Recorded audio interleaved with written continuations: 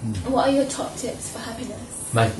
That's is the first realize that yes, we need to improve outer conditions. We want to be, basically in good health, in a free society, able to have access to education, whatever makes a good life in general.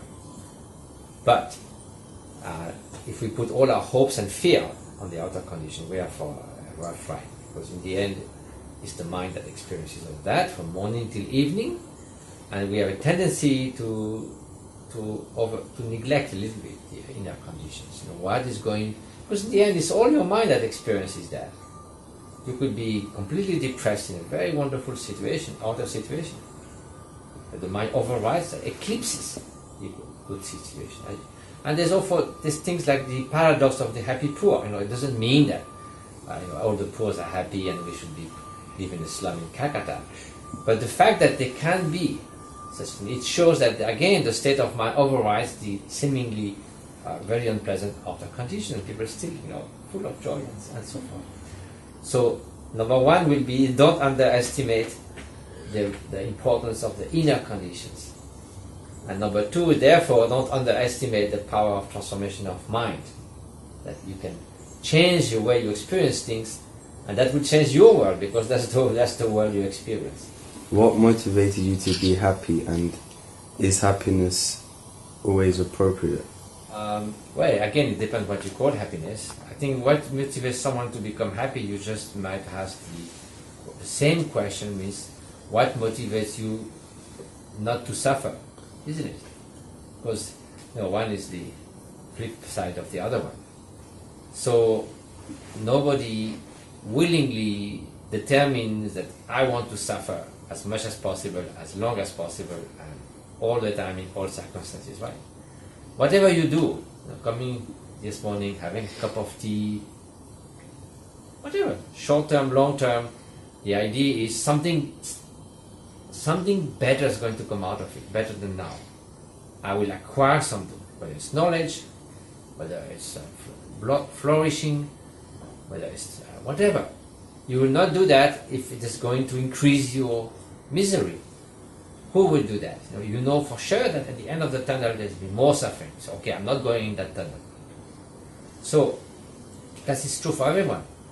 People say, I don't care for happiness, I care for justice, social justice. Well, that's your way to achieve flourishing, is to accomplishing social justice. So you get a fulfillment. So that's happiness. It's not just like, happiness is like, I feel so happy, I'm jumping, So it's a sense of fulfillment, deep sense of fulfillment, no regret. That's the best way to use my time. So in that case, whatever we do, Aristotle says the goal of goals, because whatever we do tends to achieve that fulfillment. The way we do is maybe different, but then this fulfillment is in itself a goal. So that's, I think, the thing. So now, in a way, from the Buddhist side, it is a science of happiness and suffering.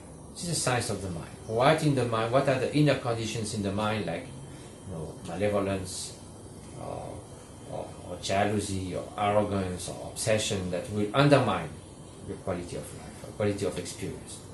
What are the other ones, like loving kindness and inner peace, inner strength, that will foster your happiness? So that's the kind of thing that once we try to enhance, the other ones we try to slowly dissolve. So that's the idea of a path of transformation. But first you ask one interesting question. Is it always what you say, suitable or appropriate? Well, again, if you think of happiness as a sort of beaming, you're not going to be beaming in front of a massacre. So in a way, that kind of euphoric happiness or pleasure, a feeling that this is a nice situation, is not compatible with sadness.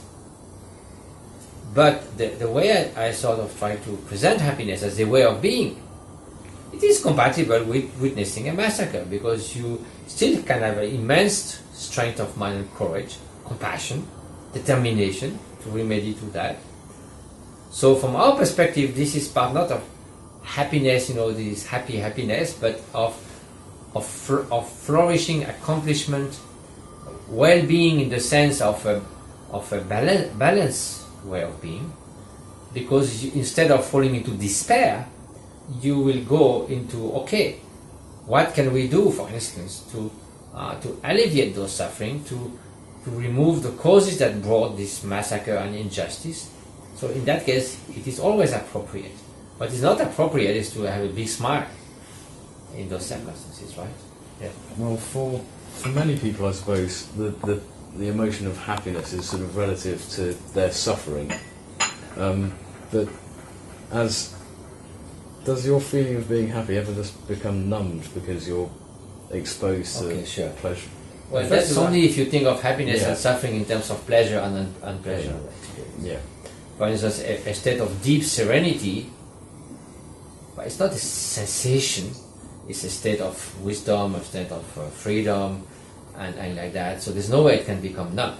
Mm. But what can become numb, we were listening to this beautiful music when we came in, I love it, but if you have to listen for 24 hours, you become more than numb, you become just absolutely exhausted.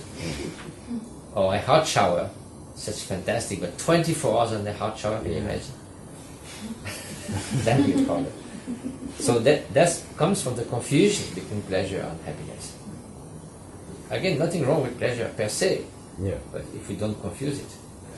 But in a way, you could still say that from a Buddhist perspective, happiness is not just the endless succession of pleasurable experiences. That's more like, seems like a recipe for exhaustion. It is a way of being.